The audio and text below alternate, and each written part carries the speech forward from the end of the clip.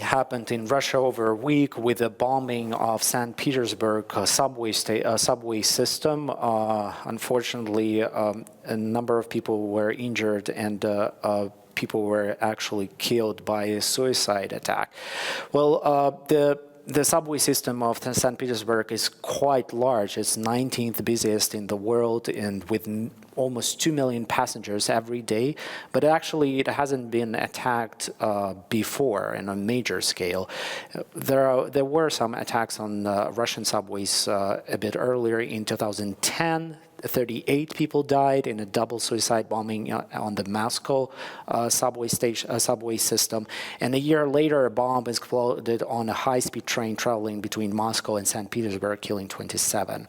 And both attacks, as with this attack in St. Petersburg, they were claimed by Islamist extremist groups. Well, we're actually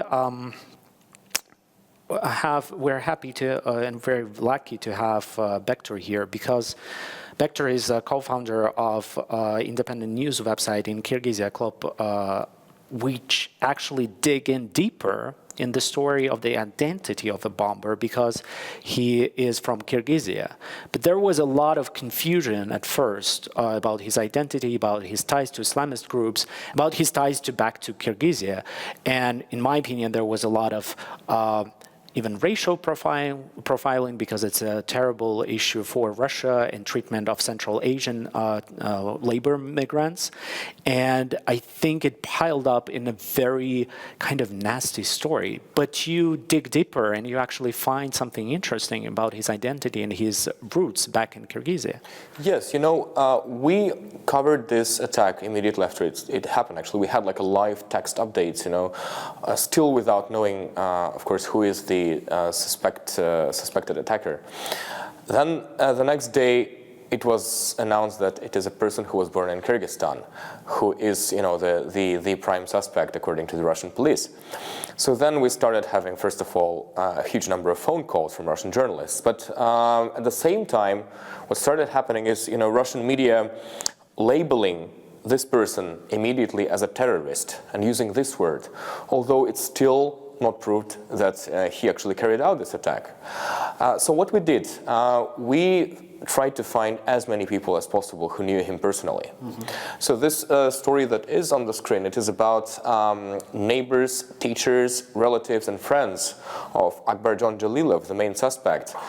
We decided, to post a counter-narrative, as we called it, because Russian media were already full of xenophobia in the comments section, especially xenophobia against Central Asian people, and as I said, this labeling person as a terrorist immediately without the proof yet. We decided to find out more about this person, who he was, as a child, as a teenager, and then later when he moved to St. Petersburg and started living in Russia. And we found out a story which absolutely doesn't go with, the idea of him killing someone, because everyone describes him as a kind person who was not even religious that much. Well, at the same point, it's a quite not very rare story when there is huge gap between those who knew, of course, people who were involved in terrorism, and then the actual horrible acts they commit. And definitely, I mean, the fact that he was not religious and the fact that he was living a totally different life does not mean that he could not carry out this attack. But at the same time, there is, such a thing as presumption of innocence, sure, which I'm always sticking to, because, and this was a key quote from one of his school teachers, because she was annoyed by the fact that everyone is already calling him a terrorist. And she asks, this very direct question, like, how can they do that? While the investigation is not over. And there was a second story as well. And then we had the second story, because another thing which is completely underreported right now is how his relatives are being treated by security services and the police in Kyrgyzstan. Mm-hmm. What we found out is that his uncles were all interrogated for almost 24 hours after they were invited to local Kyrgyz. In Osh, Kyrgyzstan, yes, his hometown.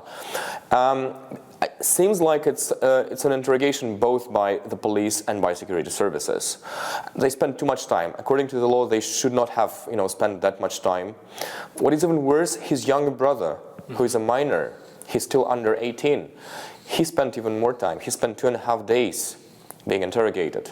So he basically had to spend at least 2 nights also at the building of the security service in Osh, Kyrgyzstan, without having a lawyer, without having any grown-up near him. But is it something that happens very often in Kyrgyzstan, or? Unfortunately, yes. Unfortunately, our police and our security services are sadly famous for torturing people sometimes, for beating people up. Like one of the most prominent human rights activists in Kyrgyzstan, Azimjan Askarov, he's sentenced to life imprisonment and, based on fake accusations, in my opinion, which were kind of fabricated by the police, I think, and many other human rights activists think the same way. So this is a worrying trend for me right now. The other worrying trend is that, when something like that happens and there is at least a suspect from a certain country, and in this case it's my country, then basically the whole population starts suffering from crazy stigma that is going on every border. And just to end this part, like in January there was an attack at the nightclub in Istanbul, and the first person who was named as a terrorist was actually a person from Kyrgyzstan, from the same city of Osh. And in that case, it was proved that Turkish security services were wrong. He was in Kyrgyzstan when the attack happened. So there is already a precedent of, wrongly naming someone from my country as a terrorist. Well, it's also then, it's also a fascinating development because it connects and entangles all those stories from countries that are regularly underreported in the post-Soviet region, not only in Eastern Europe but also in Central Asia. That is completely under radar, not only of international media but also even local sub-international media in the Russian-speaking region. Well. That's unfortunately all the time we have for tonight. Again, I'm really glad that Bektur joined us to help clarify a lot of stories that take roots even in Central Asia but have direct effect on Eastern Europe.